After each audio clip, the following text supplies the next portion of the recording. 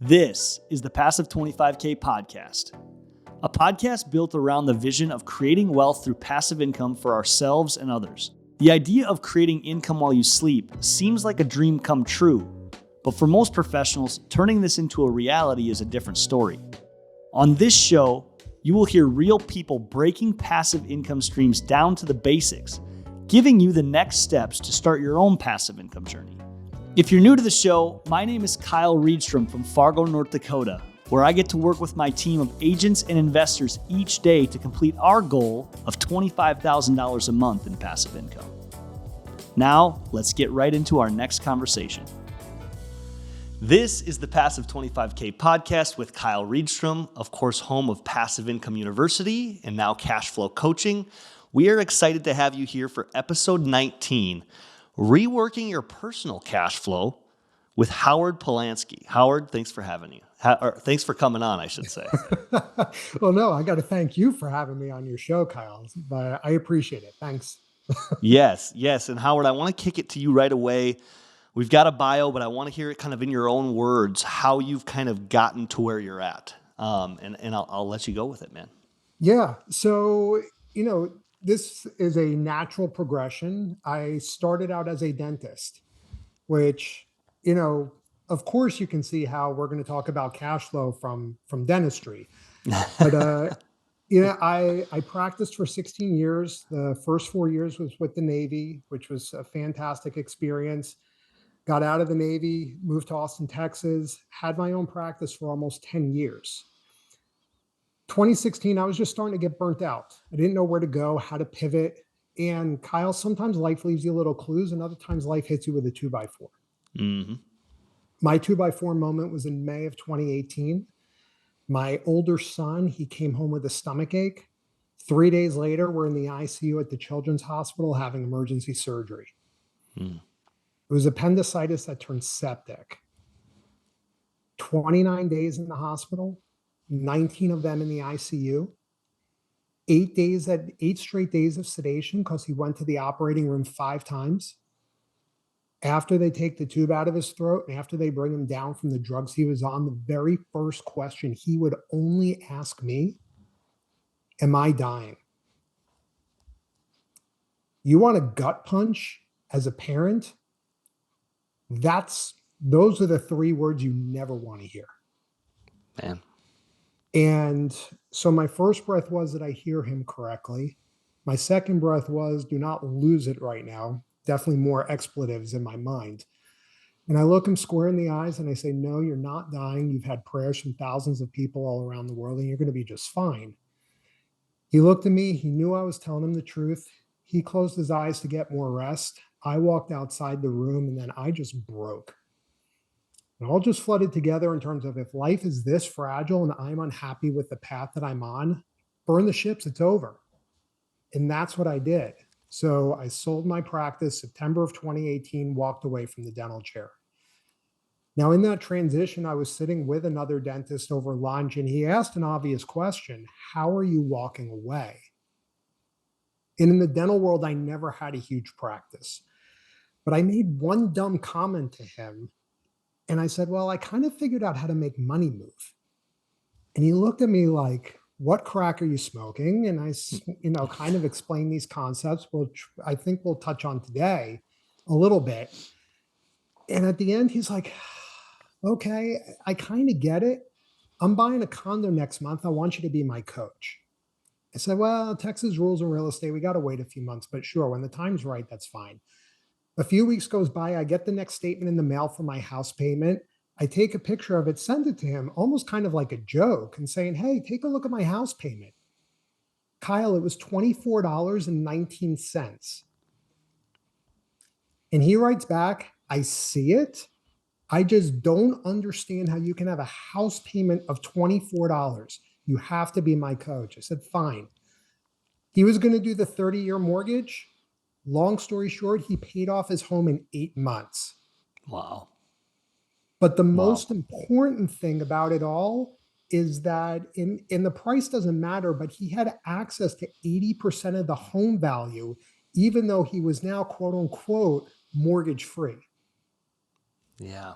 And so that's when you really start to get this, and we were talking beforehand, you're like, I had to study this and study this and study Yes, this. Howard, we were joking. I was saying Yeah. I had to study for this podcast more than any other one, but it keys into exactly what you're saying, how to make money move. And I'll let you finish here, but Yeah, yeah. And so that's really the whole key to this, is that I'm not telling people that being debt free, like some other financial person who's got a massive audience says, is be debt free. That's the only way to live.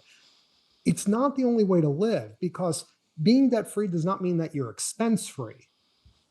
yeah, But what I do say is that when you finally understand the system and how to utilize these tools effectively, it's now you control how much debt you want in your life, because hmm, you've basically just built up your own opportunity fund that you don't feel like you have to strike all the time. If people are thinking from a stock market standpoint, you don't have to dollar cost average every week, because right now, stock market's tanking as we hmm, record this, and it's hmm, tanked all year. So it's like, do I want to put it in when, the stock market is in theory 10,000 and now it's 8? Well, might there be a better time? So that's what this really does, is that you just can be much more patient and much more selective while you're whittling down your debt. But then when an opportunity comes, boom, hit it, you because have the liquidity. you have Yes, the access. You yes. have the access. So I know the audience is already light bulb or question marks are popping in people's heads, and they're like, "Okay, what are they talking about?" This is a great intro. So I think we have intrigue right now, Howard, and I thank you for that intro. And I mean, I just want to touch on or add to it. You had mentioned in your bio, I help take control back of their finances and put them in a much safer position by engineering how cash flow flows through their personal life. Hence, you were reborn as Howard Polansky, the CFO, the cash flow optimizer. So that's kind of how I've branded you. And I just wanted to put that brand out there. So now I don't even want to waste any time. I want to get to the elephant in the room. You have this method. You're telling me here a mortgage is reduced from 30 years to 8 months. And so I'm sitting here saying, how? And I've studied some of the behind the scenes here, but bring our audience into what's the method? Is this a kind of a philosophy that you have with finances, with making the money move? I want to get into how you think about money and then how you tactically do some of this stuff, Howard. Yeah, so let's just say, what's the tool that we're using, that, my first client went from 30 years to 8 months. The whole tool is a line of credit. Okay. Okay. And Many so people when have heard of that line of credit. Yes, and essentially, line of credit for anybody that doesn't know is, everybody's used to credit cards. Line of credit is just a large credit card from essentially a bank can give you access to. That's how you would say it, Howard? Yeah, yeah. I mean, that's the thing. A credit card is probably the easiest example to think of, in terms of money is moving in and money is moving through this open-ended instrument. Mm, That's the key, is that it's open-ended, because think about a mortgage. You put your payment in, and how do you get it out? You can't. It's you cannot. locked up in the titanium safe. Hmm. But with a line of credit, and the reason why, and when we're talking about a line of credit in this case, we're talking about a home equity line of credit. So if you want to think of a gigantic credit card secured by your house, that's what this is. And so a line of credit being open-ended, I now gave you the key to this titanium safe. Mm. And That's so, I think that's a huge concept to grasp there too. You had talked in your presentation, Howard, of the what's right in front of us can sometimes be the answer. And for most people, every month, your mortgage is the one that's right in front of you, staring at you on the first of the month. And as you just explained, a mortgage as a financial instrument is locked. It's a locked box. You put things in and they don't come out. yeah, And you're do you know what mortgage stand like the definition of a mortgage is? no, It's a French word. It means death pledge. Death pledge. That's a takeaway. Yeah, Mortgage I death mean, pledge. So the jokes are true. You're yeah, on the mortgage is death pledge. Okay, so literally we're talking about, you're talking about it's locking you up. What's more locked up than you're in your death pledge? I'm going to right. start calling it that. And so but let's step back a second and say the reason why mortgages do work is it's a fixed interest rate. And for most people, they're like, I make X amount of dollars a month. What fits within my budget? And so they have to have a fixed number, a fixed payment that they know works within their budget. And so that's it. And then the banks have figured out, well, how long can we stretch this out for so it's a reasonable payment for people? And we don't even have to delve into all of the math, but 30 years is a freaking long time. Yes. Okay. But just what drove me nuts the first time that I purchased a home, I'm just like, I'm looking at this saying, when am I ever going to pay this off? I mean, it was just like this, it drove me insane because of the math brain that I have, that I was like, this is going to take forever. And I know some people say, oh, the interest is front loaded. It's like, no, it's just math in terms of you want to stretch this out over 360 payments. You're just slowly ticking away at the balance. And what we're doing instead is, because we now have the key to open up the safe, we can put not just how much of your payment goes towards the balance, we can put all of our income towards the balance. Hmm. Because when you put all of your income in, what are you doing? You're lowering the debt, obviously. And when you lower the debt, you're lowering how much interest you're charged on a daily basis. But the whole key of the line of credit is the open-ended nature that if I put $10,000 in tomorrow, I know I can get $10,000 back out, and I'm not freaking out in case I live in Central Florida and there's a hurricane that comes through my way. I Mm-hmm. can get the money back. That's the whole magic of this. Gotcha. Yes, the key to the titanium box, the death pledge box, we'll call it, is the line of credit. That's the liquidity. Yeah. Now, I want to bring it down to size here immediately and get into kind of a fundamental example of this. I want to use, maybe you can use one from that you've talked about in the past, or even just make one up here. But let's put this into practical use here. Yeah. With you have a mortgage, or I know you've talked about a business being able to unlock lines of credit too, because obviously you have personal cash flow in your mortgage, and then you could have business cash flow and business lines of credit too. Those are kind of interchangeable, Howard. Yeah. I mean, well, the idea in the system and the concept is interchangeable, but obviously a business is a business. It has its own EIN number, it's its own entity. You want a line of credit specifically for that versus your personal life. So there's Yes. Kyle the businessman, Kyle Reedstrom, the family man. And so we want to kind of separate those out. But yeah, I mean, I'll just kind of give you some examples, obviously keeping some confidentiality here, but being a dentist in my background, I've kind of attracted some dentists to the whole concept. And let's not kid ourselves, dentists can do pretty darn well. All right. And so I came across a dentist. They live in Tornado Alley. So you can figure out one of the 10 states that they live in.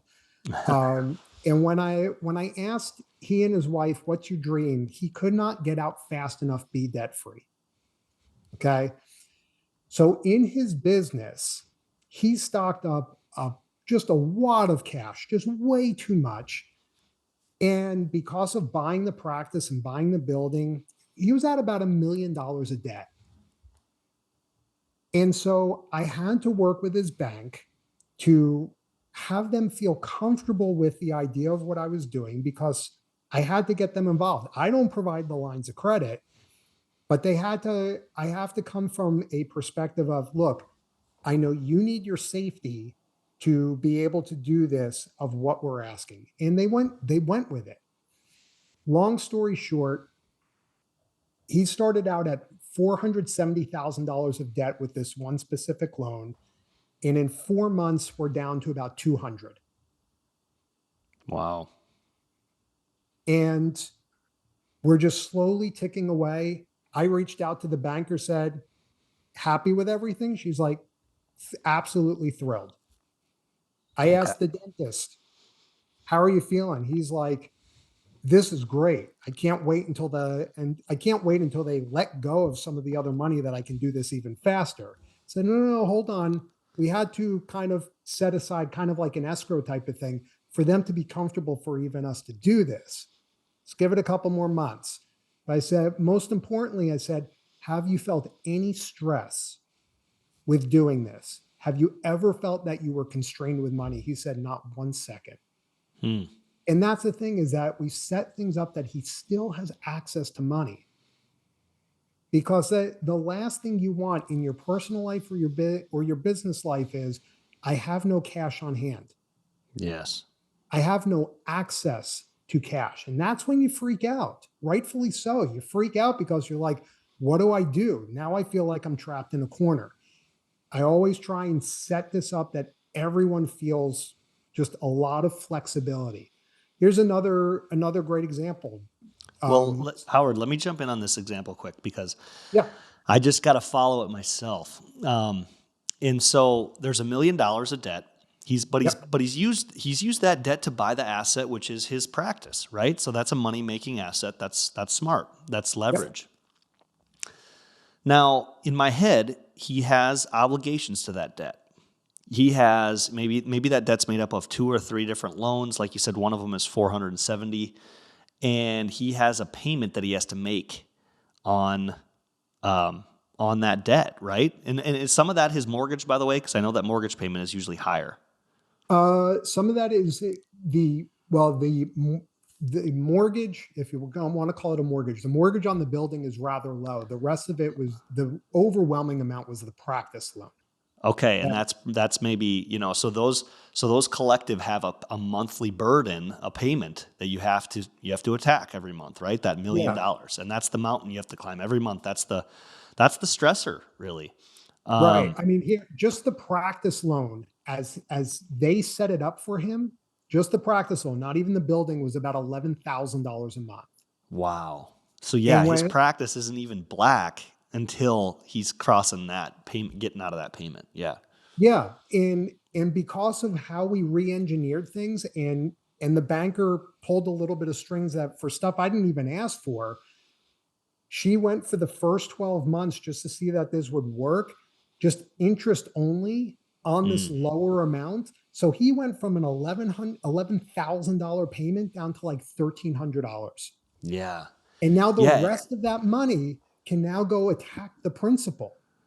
That's the part right there. Okay, so everybody's seeing the pain here, including me. This $11,000 burden that he's just crawling. He's having good months, bad months, whatever. That's the one that's looming. Then you go and get this line of credit. You talk to the bank. Which a lot of business owners, if you're working with the right people, you can have this conversation with the bank. You say, "Hey, we want a line of credit. How much of a line of credit did you get this specific scenario? How much did you guys ask for, and did they give you less? Or it sounds like you had to put some money Yeah. into an escrow to get it." Yeah, for the bit. So this business line of credit, it ended up being around 300,000, but we had to put 200,000 in escrow. Wow. Okay. And so again, but this goes back to that idea of going to the bank and saying, look, we're doing something that is not within your box. How do we keep you feeling safe, Yep. but know this is going to work? And that you give us enough latitude, because realistically, what were they on the hook for? 100 grand. Yes. Yes. And I have seen this in the real estate investing world where a lending institution will go and approve a builder or a developer for a large line of credit, and they will say, "Hey, we would like a little bit of a savings account or an escrow account that we're going to hold as collateral." So I like that. That's a familiar concept to maybe some, definitely me. So now you've still got this loan, you've still got this payment, and now you've got this $300,000 line of credit. We've got the tool, we've got the key. So now I just want to dive in, and thank you for going through this step by step with me. Yeah. How are you starting to unlock this? Now, Okay. like, what's the next step now? Yeah. So for this dentist. He's doing very well. Okay. So now we brought his overhead down from 70,000 a month to 60,000 a month, but rough numbers, because now we went from an $11,000 fixed payment down to like $1,300. Okay. And so let's split that 60,000 now into 30,000 every 2 weeks to pay the team and all of that stuff. Okay. His collections is right. Let's just about 140,000. Okay. Okay. So every 2 weeks he's collecting 70 and he has to pay overhead of now 30. So here's the magic of what happens. We pull $30,000 out of the line of credit because this is where a bank goes nuts. They're like, we gave this person a line of credit. They don't use it. It just sits there. AKA, we're not making any money. We had to put all the documentation, all of that out there. And so how do we know you're going to use it? So here's what we're doing. He takes $30,000 out for operating expenses. And then over the next week, he's collecting $35,000. Yep. Okay. And so what we do is, so let's just say he collects $7,000 a day. He's moving the income from the checking account against the line of credit. Why? It's an open-ended tool. And this is after the line of credit has been used. You've essentially used the whole line of credit against the loan, right? And now you're replenishing it. Am I following that correctly? Well, in this case, no, we're just using it in tiny amounts. We're only using $30,000 at a time. Okay, because you paid your overhead, you paid your expenses for the month. Correct. Now, we take the money out in advance. Yes. Okay, I got you. So now you're kicking 7,000 over at this $30,000 balance. Right, and think about it. He pays this off in 4 days. How much interest could you possibly generate on 4 days? Yeah. And correct. So not that much, right? Okay. Right. So now he's got his income from his businesses paid off his line. And now how are we attacking this debt? Yeah. So week 1, we're paying off the line of credit. Week 2, all of that income goes against paying off the debt. Okay. Yeah, because his expenses, the safety net's there. He doesn't need to worry about stockpiling the income to pay his expenses. That's what the line of credit's for. Yes. So now you've freed him up to think attack over here. And then when the bills come up again, you just paid off your line of credit. And now you can use it again. And then you just rinse and repeat. Right? That's it. But okay, I think I'm getting this. It's a little bit bigger example, business owner example, but I hope that we're catching some of the concepts here. Right. But Kyle, I want to really address one of the core key concepts. In this example that I gave you, he takes out $30,000 and literally only has a $30,000 loan for 4 to 5 days. On 4 to 5 days, does the interest rate matter? No. It's meaningless. That interest rate could be 40%. It doesn't matter. You're not, and this is the explosion part. It's not the interest rate that matters. It's the balance the interest rate is applied to. Yes, that's good. Matters. That is a huge part. It's not the interest rate that matters. It's the balance that the interest rate applies to that matters. Yep. I like that. Now, here's the thing that I'm missing here. He paid off the expenses, but he's still got this payment on this big loan. That's right. Just the other, as he's got the line of credit paid down, now he's just killing the loan payment and more of the loan balance with the rest of the income. Correct, because remember, they went from that $11,000 fixed payment now down to interest only at like $1,300 in month 1, but that was on a $470,000 balance. Now It's down to $200. I don't know. He might only owe like $600 now. Oh, so yeah, you also did the rework, which you did mention on the existing debt. You kind of reworked that to the banker said, we'll do interest only, and then we'll do this line of credit. Okay, so There's some really cool levers and knobs to turn with this, but and you said, now if we run this out, now that we've gotten here, he's making that $7,000 a day. The next day after he's paid off his line of credit, he can pay off that interest-only payment. And then every day subsequently, he's killing the balance on that $1 million monkey on his back that he wants to get rid of. Bingo. Man. Okay, I'm not promising we don't have to do another example, but I'm feeling like we're getting the concept here. And it's all about what you said, making the money move. I want to get into, we're going to take a little break, and I want to get into some of the steps for how to set this up for anybody that's just getting introduced to this concept. And then I also, in the second half, want to get into some of the risks with this, because it's a risk, but there's rewards, obviously, we've explained. So we'll get into that when we get back with Howard Polansky on reworking your personal cash flow. Hey, wanted to take a quick break from this week's episode. Wondering if you ever ask yourself, how do I get started in this stuff? Or if I'm already doing it, what are some next steps or people that are doing the same thing that I want to do, people on this passive income journey? Well, we were getting that question and we created a community of passive income investors called Passive Income University. This is a place where you can watch videos, things that we've done, where we put tools and information, where we've built a community of people that can communicate, ask questions, and grow together to start their passive income journey. And eventually we complete our passive income journey together. If you're interested in more info on Passive Income University, check us out at p25kg.com. Okay, we are back with Howard Polansky going over episode 19, which is reworking your personal cash flow.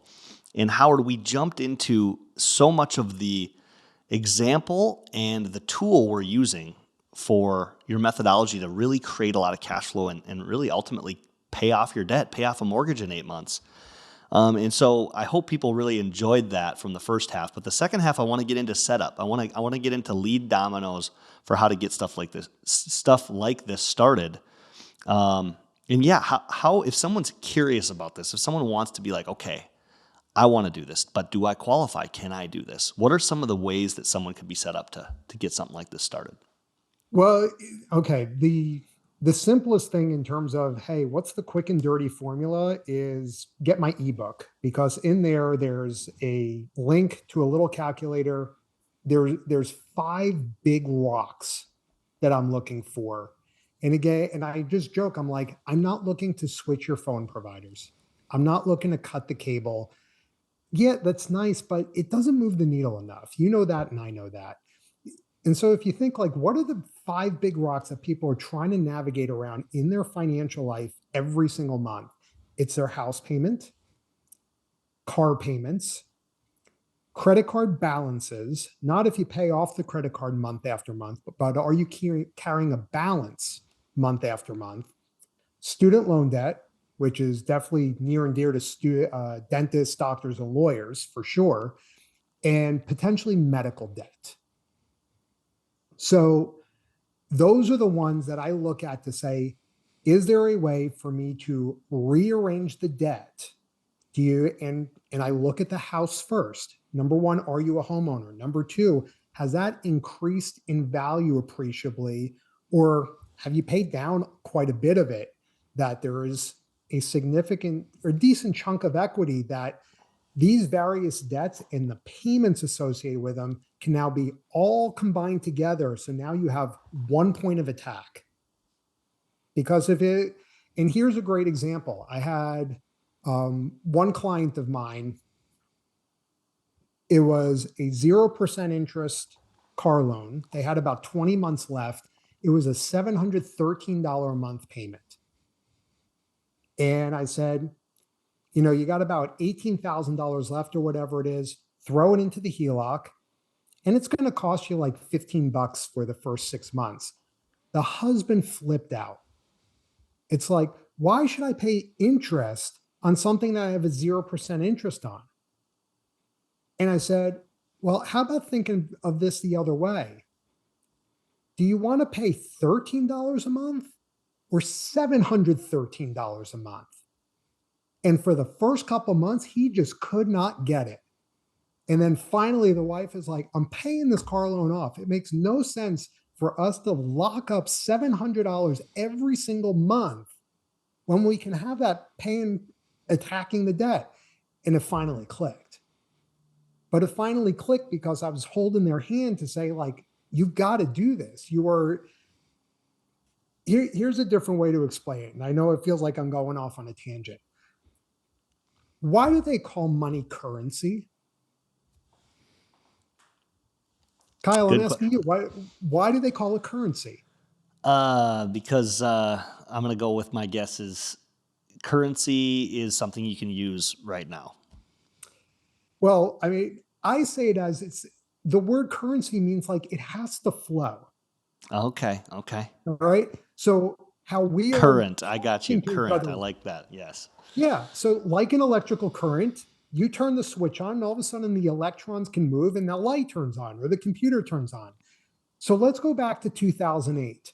What was happening at the time where banks were like, look, I'm fishing in the same pond you are. We both know that our assets are crap. The loans are just totally bunk. There's no way I'm going to lend you money because I know mine are garbage. Yours have to be garbage also. And so what ended up happening is that the institutions didn't trust each other and the flow of money stopped. Mm-hmm. Economy went down. Yeah. Now let's fast forward to 2020. Government shuts down the country. All of the governments shut down the country. Now, I'm not making this a political thing, okay?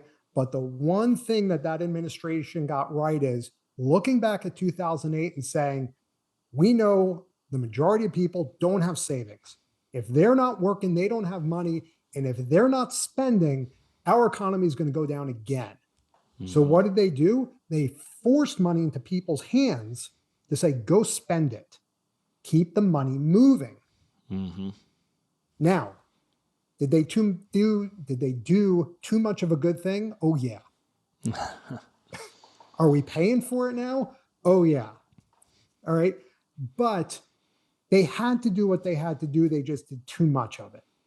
Yeah. And using your example, he was so fixed on the 0% interest rate that his cash flow situation was impacted by $700 a month, which is substantial. You know, we're talking close to $10,000 a year.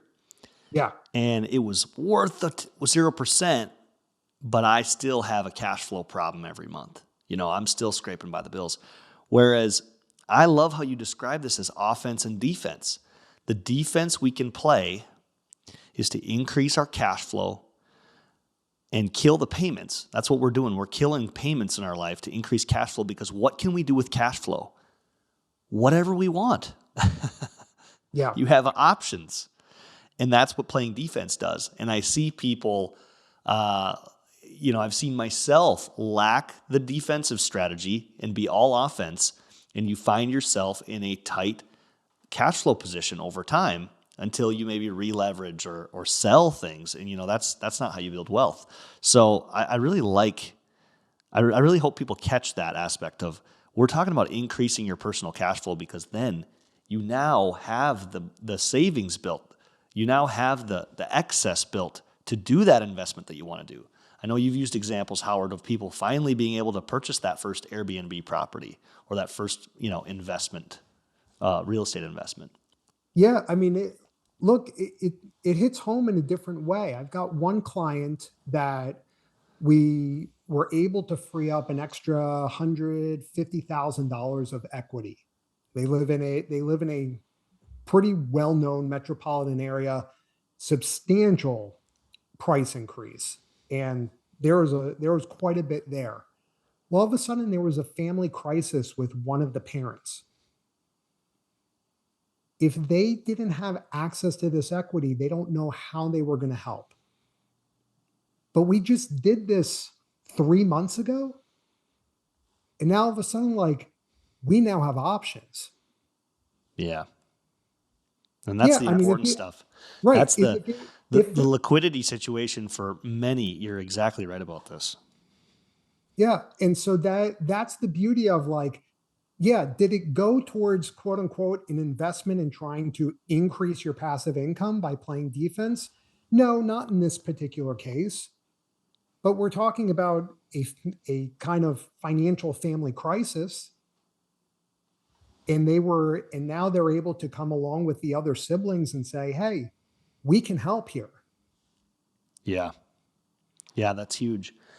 And insert any example. Liquidity and options is what we're searching for. Any of our audience that's looking for passive income or increased cash flow is literally just looking for freedom of choice and more options for what they want to do with their time.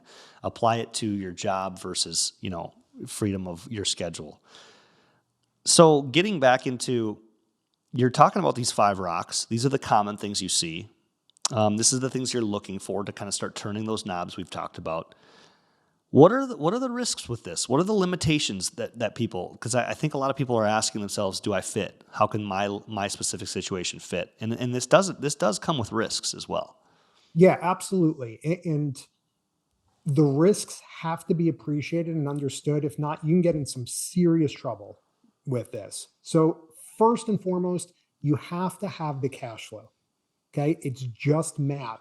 If your income is not greater than your expenses on a consistent basis, this is not going to work. There's no hocus pocus. There's no David Copperfield coming to help you with this. Okay. Now, the bigger the spread, the better this works. Okay. But we have to have a positive number. Number 2, the interest rate on a line of credit is variable. And that's what scares people the most with this. But let's bring this home to my personal situation. I told you that I had that $24 house payment. The next month after that was $32. The month after that was $65. It is sad for me to say that last month was my first month in 4 years that my house payment was over $500. Kills me to say that. Absolutely kills me. And everybody else is like, "Oh, be quiet. That's just fine." But why? Because the interest rate is variable. And look, we know the Fed has increased rates. They've increased it very, very fast. They've increased it at a speed which not only the velocity, but just the speed that they've done this has just taken everyone. Look, you're in real estate. You're like, what you tried to value something at last month can't even apply this month anymore. But I go back to, you've got a fixed payment of X. Let's just call it $3,000 a month. Which is easier to pay, your $3,000 or my variable payment of $500? Even if my payment went up to $700, which is easier to pay, $3,000 or $700? I'm willing to accept the risk of the change in interest rates because I appreciate what it has given me in terms of flexibility. Yes. Third thing, third risk, line of credits can get closed. There are ways to mitigate it. The biggest one is there is a company that it is set up according to Fannie Mae and Freddie Mac. It is a mortgage.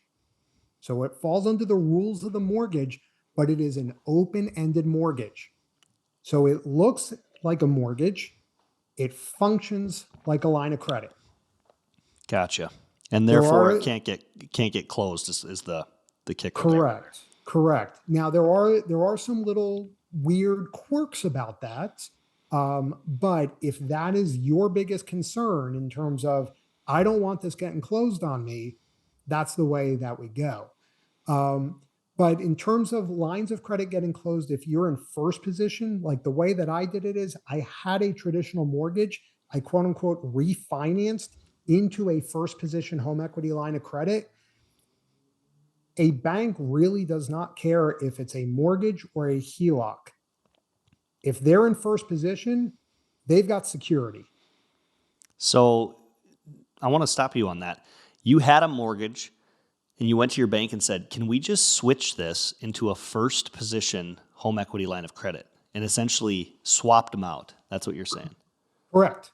And now you've essentially created an open-ended mortgage. Like you said, your home is on an open-ended line of credit, and you're again, your minimum payment on that is way less than your mortgage payment, and it's completely liquid. If you needed to, let's say your home is worth 300 and you owe your 100,000, if you needed to go and you had an emergency, you can unlock that 200,000. That's the kicker, right? Not that you'd want to for any negative situation, but you have options. Right. Now it's one of those that for my clients that before all of the interest rates have raised, they've been knocking down the debt. They've been seeing the progress that's been happening. They love this. They're not concerned in terms of the interest rate increase because they've been in it. Yes. For those that I'm looking at now as coming on as potential clients, if they have a pretty large balance, again, we're not interest rate sensitive, we're debt balance sensitive. Yeah. It can get pretty queasy if you've got a very large balance. And so sometimes it does make more sense to keep the large balance at a low fixed interest rate and have a HELOC below it. Does the risk of that HELOC getting closed go up? Yes, it does. But it's nice to have a big debt with a small fixed payment and the small variable payment with the interest rate fluctuating. We go back to that dentist and only having $30,000 out at a time. Yeah. Yeah. So it's one of those that, yeah, have I had to pivot in terms of how I look at this? Absolutely. Is that what people are looking to me for, to say, can my situation work? Yes, here's how we go about doing it. The final risk and the most important risk I really have to get to is you raid the piggy bank. And so, I mean, I can tell Kyle, if you look at his background, he's just got flash everywhere behind him. You know, but no, I'm kidding. But if it's one of those that if you are looking at this and saying, I'm going to have access to all of this cash and I'm going to go out and buy a Lamborghini. And if your business is not flipping Lamborghinis and you really don't have the cash flow to support it, then this is going to blow up in your face horrendously. Yeah. And so please just delete this episode and don't even pretend it never existed. Yeah. You have to be very, very respectful of the tools you're using, essentially, is how you've explained it in the past to me. Yes, absolutely. And that makes sense. That makes sense because when you have options, it requires discipline. That is a key factor in this. And, you know, when we're walking through this, we're talking about the line of credit. We're talking about the tool. You're definitely helping your clients and maybe exposing them to getting a line of credit for the first time for some, I'd imagine. For anybody that hasn't played around with this, walk us through that process. What's this look like? Oh, I've never had a line of credit, Howard. What do I do next? So the way that you're going to go to a bank or a credit union, here's my one takeaway. Do not go to the mega banks. They just suck because if they change a rule, they're changing it to everyone nationally. And no, just don't. So you like local banks or credit unions? Yeah, local banks, even regional banks, in your community, credit unions, things like that. And from there, if you want to apply for a line of credit, it is just like applying for a mortgage. They're going to ask for 2 years of tax returns, W-2s, if you're a private business owner, profit and loss. And it's going to take, 4, 6, almost 8 weeks sometimes until they finally say yes or no. So this is not a fast process. Also, this is not a home equity loan. A loan is just another fixed payment. This is a line of credit. You want the open-ended nature. And dependent upon your state, some will allow you 80% of the value of your home. So if you have a $500,000 home, you can access $400,000. Some will allow 85, 90. Some will even allow you to do 100%. Now, the higher the loan to value, traditionally, the higher starting interest rate that's going to be because it's riskier to the bank. But I mean, the process isn't crazy. It's just a matter of trying to find the right bank and them not talking you out of it. And so if you want, I'll share one more example Yeah. where this has worked as a blessing. And I'm more pissed off that my client has a better HELOC than I do. So this is a husband, wife, couple kids in, straight in the Midwest. The house payment and the truck payment were nearly the same. And the credit union that they already used, actually, it was that they were able to take money in and out for 25 years. Usually it's 10. And the first 10 years, that interest rate is fixed. And because when we did this, the interest rates were so low that it's fixed at 4% for 10 years. Wow. Which is unbelievable. It's on their website. I say, dude, this is the credit union you got to use. For 3 months, they are giving him the runaround saying, are you sure you don't want to refinance into a new mortgage that's a lower interest rate? He's like, if I was not there with him, he would have given up after the first phone call. Yeah. He finally loops me into the email saying, I don't know what to do. And I just say, you have this on your website. This family is going to qualify. Will you let him have it? Yes or no? And they come back and I just say the same thing. You have this on your website. This is a bank product. It is not federally regulated like a mortgage. It is a bank product. You say you have this. Do you have this? Yes or no? We do. My client would like to use this.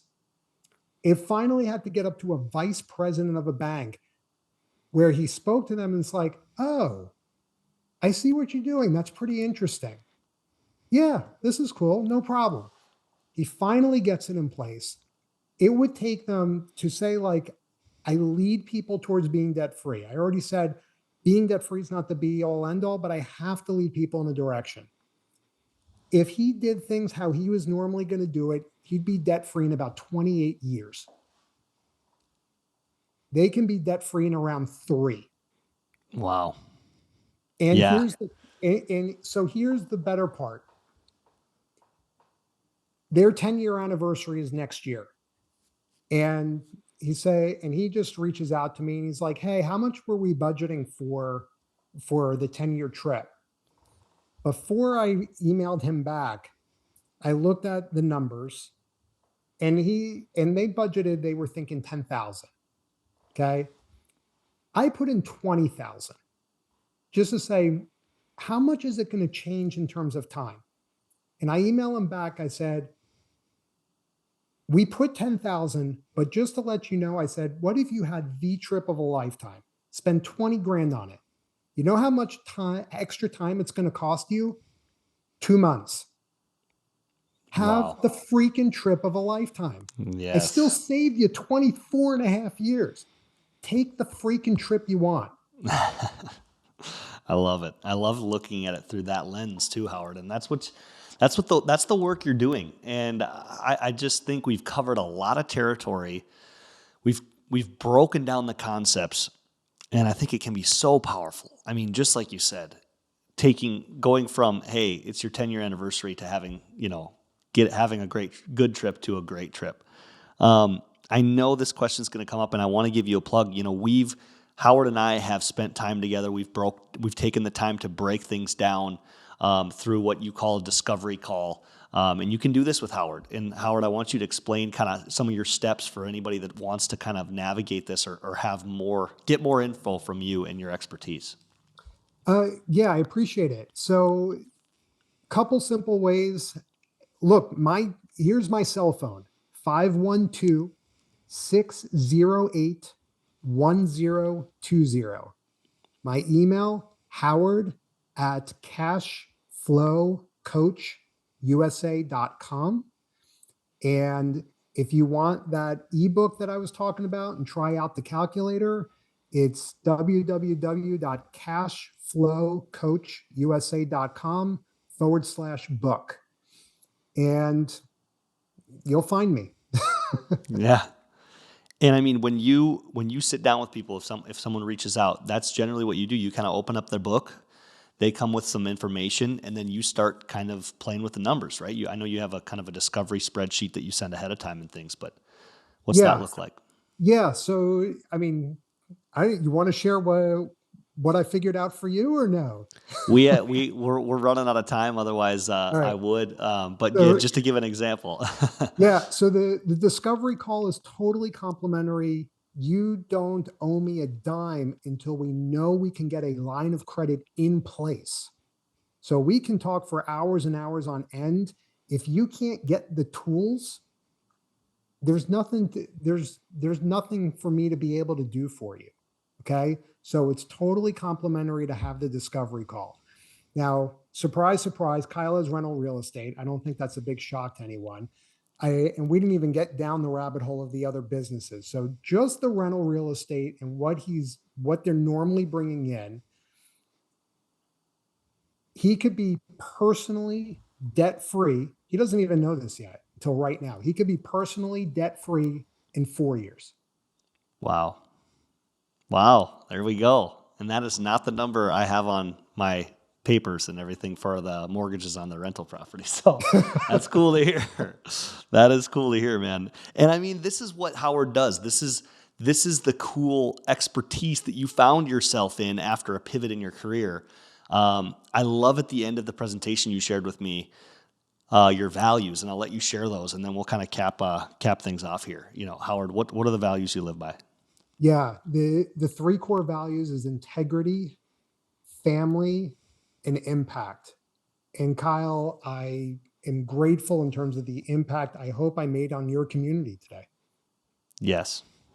I think definitely more discussion to come. We joked about having another episode circling back around to this topic, but I just think so many of our topics focus on the offense. And today we talked about the defense of reworking your personal cash flow with Howard Polansky. Thank you for being a guest on our show. Thank you, Kyle. This has been the Passive 25K podcast. If you enjoyed today's episode, be sure to subscribe so you don't miss future conversations. Also, tell us what you thought by leaving a comment below on today's topic. If something really hit with you, don't be afraid to share this with someone else that's interested in passive income. Thanks again for tuning in. I'll catch you next time for another episode of the Passive 25K podcast.